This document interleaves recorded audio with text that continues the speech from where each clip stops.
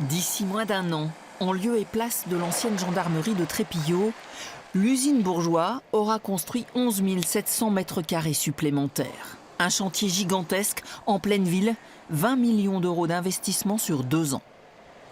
On est sur des équipements très très lourds et pour nous l'option de déménagement de nos équipements que vous avez pu voir était une option totalement impossible.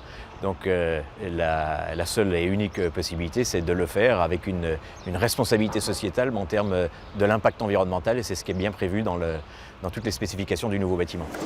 D'ores et déjà, de nouveaux outils de production sont en cours d'installation et de réglage, dont cette presse de 630 tonnes dans les anciens bâtiments de l'expédition.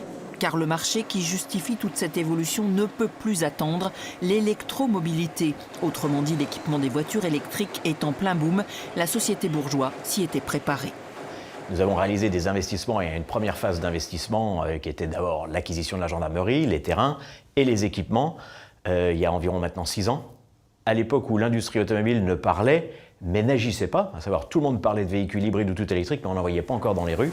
Aujourd'hui, tous les constructeurs s'y mettent. En Europe, en 2025, un quart de la flotte automobile devra être électrique ou hybride, soit 4 millions de véhicules, y compris les gros cylindrés.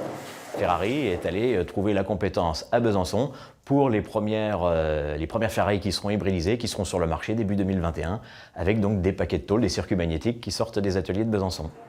L'explosion de ce marché très porteur nécessite dès aujourd'hui l'embauche de 50 personnes qui viendront s'ajouter aux 450 déjà employés sur le site bisontin. Un nouveau bond en avant pour la société qui célèbre cette année ses 90 ans d'existence.